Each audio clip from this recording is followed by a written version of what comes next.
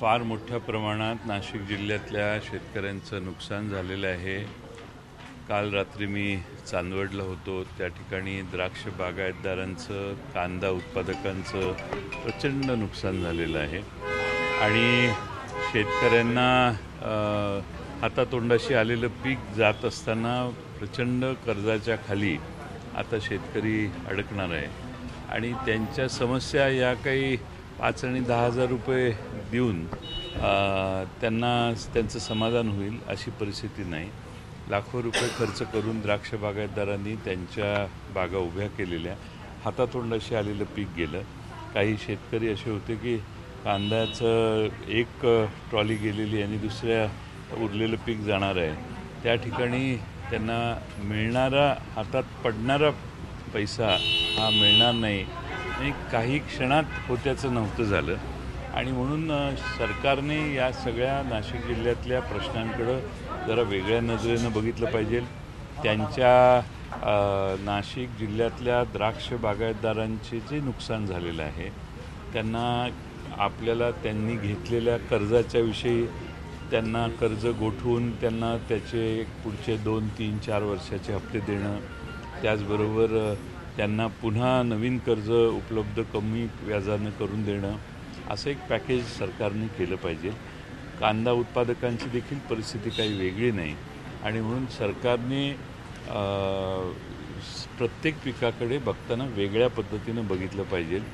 मला काल नाशिक जिल्ह्यातले अनेक शेतकरी भेटले, त्यांनी कांद्याच्या संदर्भातले 350 रुपये प्रति क्विंटल 200 क्विंटलपर्यंत ही जी मर्यादा आहे तिथंपर्यंतचे पैसेही सगळे अजून आलेले नाहीत। म्हणजे 70,000 रुपये 350 रुपये प्रमाणे 200 क्विंटलचे होतात, 10,000 रुपये आले आहेत, कुणाला 12,000 रुपये आले आहेत। त्याच्या पलीकडं 20,000च्या पलीकडं आता नवीन एक GR काढलेला आहे। त्याची GRचा अर्थ थोडासा असा होतो आहे की 24,000च्या पलीकडे सरकार काही देणार नाही आणि त्यामुळं मागं अनुदानाची घोषणा 350 रुपये केलेली आहे आणि जर तुम्ही ते अनुदान प्रति क्विंटलचं जर देणार नसाल आणि अद्यापही दिलेलं नसेल तर सरकार आपल्या शब्दांना जागत नाही, असा एक भावना सामान्य शेतकऱ्यांच्यात आहे। त्यामुळं अवकाळी पावसाने नाशिक जिल्ह्यात जे प्रचंड नुकसान केलेलं आहे सरकारने त्याकडे गांभीर्यानं बघावं। नुसती पाहणी केली आणि आम्ही काहीतरी तात्पुरती मदत केली एवढा यावर्षीचा झालेलं नुकसान हे साधं नाही आहे आणि म्हणून सरकारने एक वेगळ्या नजरेने याकडे बघितलं पाहिजे। आज आम्ही आक्रोश मोर्चा शेतकऱ्यांच्या वतीनं दिंडोरीला काढतोय। हे तर प्रश्न आहेतच, पण दुष्काळ होता दुष्काळ असताना सरकारने सगळ्या महाराष्ट्रात 24 जिल्ह्यामध्ये दुष्काळ जाहीर केला। त्यातल्या 40 तालुक्यात दुष्काळ जाहीर केला। 15 जिल्हे असे आहेत की 15 जिल्ह्यात काही 15 तालुके असे आहेत की त्यांना पूर्ण दुष्काळी आणि उरलेल्या तालुक्यांना दुष्काळ सदृश्य परिस्थिती। आता महाराष्ट्रात प्रचंड दुष्काळ आहे, पाण्याचं प्रचंड अतोनात पाण्याची लोकांना कसरत करावी लागते, पिण्याचं पाणी उपलब्ध नाही, शेतीच्या पाण्याचं आता फार मोठं अशी टंचाई जाणवायला लागलेली आहे। त्यामुळे आता पुढं जुलैपर्यंत कसं राहायचं ही चिंता महाराष्ट्रातल्या अनेक भागातल्या शेतकऱ्यांना, नाशिकला पण आहे आणि म्हणून त्यासाठी टँकर काही भागात चालू केलेले आहेत सरकारने, पण काही भागात टँकर अजून पोचलेले नाहीत। चारा छावण्या काढण्याची गरज सरकारला आहे, पण सरकारने अजून त्याबाबतीत काही निर्णय घेतलेला नाही। असे अनेक प्रश्न आहेत। त्याचबरोबर या पलीकडं ह्या सगळी निसर्गाची संकटं कमी म्हणून त्यात भर, म्हणजे यावेळी सरकारने एवढं दुर्लक्ष केलेलं आहे की कांद्याचा जसा दर खाली घसरला या भागात, तसा कपाशीचा दर 6-6.5 हजाराच्या वर जातच नाही आहे। मागच्या वर्षी कापसाला 12,000 रुपये क्विंटल दर मिळाला, पण यावर्षी तो दर 7,000च्या आतच राहिला। त्यामुळं शेतकऱ्यांना 12,000ची अपेक्षा आहे आणि जर 12,000ची अपेक्षा असेल तर सरकारच्याच मधील मंत्र्यांनी 2007-08 साली यावेळी मागणी केलेली की 7,000 रुपये दर मिळाला पाहिजे। आता त्या 7,000चं अवमूल्यन एवढं झालेलं आहे 7,000च्या किमान 12,000 तरी शेतकऱ्याला मिळावे त्याची माफक अपेक्षा आहे. अशा अनेक मागण्या आहेत. या जिल्ह्यातल्या आदिवासी शेतकऱ्यांच्या पुढं धानाच्या पिकाच्या आणि अन्य पिकाच्या अनेक समस्या आहेत. या सगळ्यांना घेऊन आम्ही आज शेतकऱ्यांच्या वतीनं आक्रोश मोर्चा राष्ट्रवादी काँग्रेसचा काढलेला आहे. छगन भुजबळ यांनी नुकसानग्रस्त भागाची पाहणी केली, त्यावेळेला मराठा समाजाच्या अनेक लोकांनी भुजबळ गो बॅक असे नारे दिले. एकूणच अशा पद्धतीनं ह्या प्रकरणात तरी राजकारण होणे असं भुजबळ काल म्हणाले. तुम्हाला वाटतंय का? मला नक्की काय झालं मी काय माहिती घेतलेली नाही. मी काल जळगाव जिल्ह्यात होतो, पण मी थोडंसं ऐकलं आहे की काही ठिकाणी अशा घटना घडल्या. आज तुम्ही शेतकऱ्यांसाठी आंदोलन करताय, मात्र तुमच्या चाकर फॅक्टरीवर उसाला भाव घोषित केला आणि म्हणून आज राजू शेट्टी आंदोलन करणार आहे. उसाला भाव 3100 रुपये घोषित केलेला आहे. कारखाने व्यवस्थित चालू आहेत, काही चिंता नाही. आता कोणाला आंदोलन करायचं असेल तर त्यावर मी काय कारखान्याचा चेअरमन नाही, संचालक नाही, त्यामुळं मी त्याच्यावर बोलण्याची आवश्यकता नाही. त्या जिल्ह्यातल्या सगळ्या लोकांनी बसून जे काय ठरवेल त्याप्रमाणे आमचा कारखाना नियमात बसून काम करतोय. अजित कमिशनने जे प्रतीक होतं आतमधलं 3 सिंहाचं ते बदलून आता तिथं धन्वंतरीचं प्रतीक लावलेलं आहे. मोठा बदल पुन्हा एकदा. काय प्रतीक होतं? नॅशनल मेडिकल कमिशनने त्यांचा जो लोगो होता त्या लोगोतलं जे राष्ट्रीय प्रतीक आहे आपलं 3 सिंहाचं ते हटवून त्या ठिकाणी धन्वंतरीचा लोगो लावलेला आहे. मोठा बदल पुन्हा एकदा अशा निमित्तानं दिसतो. मला माहीत नाही, मी बघून सांगतो. मला सर, आज कालपासून तुम्ही रस्त्यावर आहात, मोर्चे काढताय शेतकऱ्याच्या बांधावर. दुसरीकडे अजित पवार गटाचं अधिवेशन चालू आहे. कालच्या अधिवेशनामध्ये तुमच्या गटावर जोरदार आक्षेप घेण्यात आलेत, गंभीर स्वरूपाचे आरोप झालेत. वेळोवेळी शरद पवार यांनी भूमिका बदलली असं देखील वक्तव्य अनेक नेत्यांनी केलं. 2004 मध्ये भाजपासोबत जाणार होते असे आणि प्रफुल्ल पटेल म्हटले का? मी त्यावेळी लहान होतो, त्यामुळं मला तपशील माहीत नाही. पण गेले का असं आहे की आपण घटना काय घडली याच्यावर आपण विश्वास ठेवला पाहिजे. आणि जायचं असतं ते यापूर्वीच ते गेले असते. त्यामुळं गेले नाहीत ही वस्तुस्थिती आहे. त्याचं दुःख जर कोणाला असेल तर माझा नाईलाज आहे. पवारसाहेब वारंवार भूमिका बदलतात अशा स्वरूपाचे देखील आरोप. असं आता बोलणार काय, शेवटी चिंतन करायचं असतं. चिंतनात काही ना काही गोष्टी बोलत असतील. मी तपशिलात ते काय बोलले मला माहीत नाही. आणि त्या बाबतीत काही मत व्यक्त करायचं असेल तर ते काय बोलले हे पूर्ण ऐकून घेऊन मी बोलेन. पण पवार साहेबांना संपवण्यासाठी अजितदादांना सुपारी दिली असे अनिल देशमुख बोलले. आता जे बोलतायत त्यांच्याशीच तुम्ही बोला ना.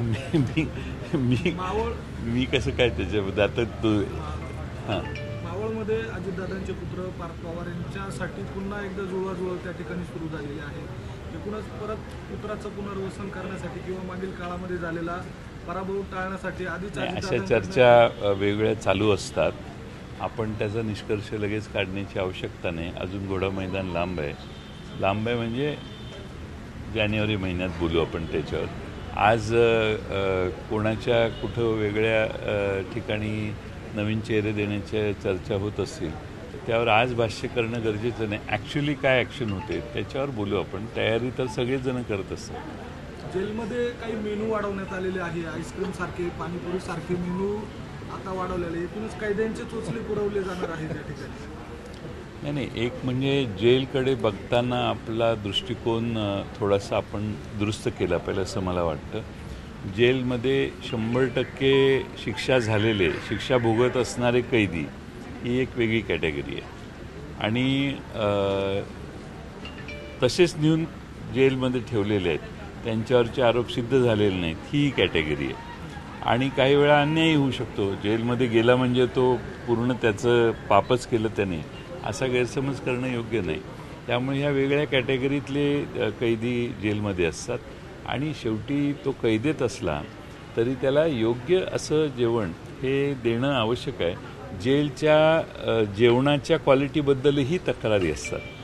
जेलमध्ये जाणारं जेवण जे आहे त्याच्या क्वालिटी किमान माफक राहावी अशी त्यात अपेक्षा असते. त्यातही मग कैद्यांच्या तक्रारी असतात.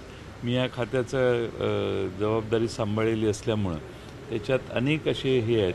जेलमध्ये कैद्यांची गर्दी असते. आता आज तर फारच गर्दी महाराष्ट्रात कैद्यांच्या प्रत्येक जेलमध्ये झाल्यात. ओव्हर कॅपॅसिटी आहे आपल्याकडे, म्हणजे जास्त कैदी आपल्या प्रत्येक जेलमध्ये आहेत.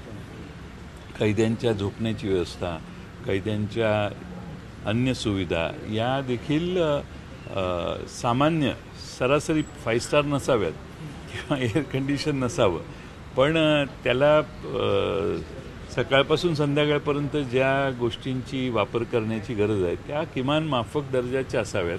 जेलकडे बघण्याचा दृष्टिकोन हा अगदी त्याज्य नसावा असं माझं मत आहे.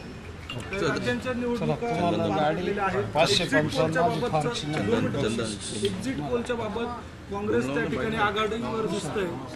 एका ठिकाणी असं आहे की आत्तापर्यंत जेव्हा जेव्हा एक्झिट पोल आले ते कधी खरे ठरले असं नाही. त्यामुळं एक्झिट पोलवर कारण लोक आता एवढी हुशार झालेली आहेत की मतदान घेऊन बाहेर आलं की त्याला विचारलं जातं की तू कुणाला मतदान दिलंस. तो मतदार आता एवढा प्रचंड प्रेशरला घाबरलेला असतो. मग आणखीन काही देवाणघेवाण झालेली असेल कुणाची तर तो त्याप्रमाणे उत्तर समाधानकारक आणि खरी देतो असा आजपर्यंतचा मागच्या 2-3 निवडणुकात अनुभव नाही. त्यामुळे मोजल्याशिवाय कशावर विश्वास ठेवणं योग्य नाही. असे एक्झिट पोल व्यवसाय करण्यासाठी अनेक प्रसार माध्यमातून येत असतात. काही एजन्सीज अशा आहेत की फी घेतात आणि सांगतात आम्ही एक्झिट पोल केलतोय, दुसऱ्या 2-3 एजन्सीचं ऐकतात आणि आपला एक्झिट पोल तयार करतात आणि लोकांना बाहेर देतात. त्यामुळं एक्झिट पोलवर फार विश्वास ठेवण्याची आवश्यकता नाही. एवढ्या ठिकाणी मतदान होतं, त्यातल्या एखाद्या बूथवर उभा राहून एक्झिट पोल घेतला किंवा 10 बूथवर केला तरी 300-350 बूथवरचा जो निकाल आहे तो एका 10 बूथवर होत नाही. त्यामुळे ते काही फार मला वाटत नाही. ते मतं मोजल्यावरच खरं. निवडणुकीच्या सुरुवातीलाच इंडिया आघाडी बळकट झालेली होती. तुम्हाला काय विश्वास वाटतोय इंडियाबद्दल? इंडिया आघाडी बळकट होईल आणि मला खात्री आहे की देशात इंडिया आघाडीकडे 62% मतदान 2019ला आहे. आता 2019 नंतर महागाई, बेकारी, देशातल्या वेगळ्या समस्या, केंद्र सरकारने केलेली वेगळी कामं, त्या कामात त्यांचं असणारं अपयश, या सगळ्या गोष्टी लोकांच्या नजरेसमोर आहेत. त्यामुळे इंडियाचे 62% मतदान कदाचित 63-64-65%वर जाईल.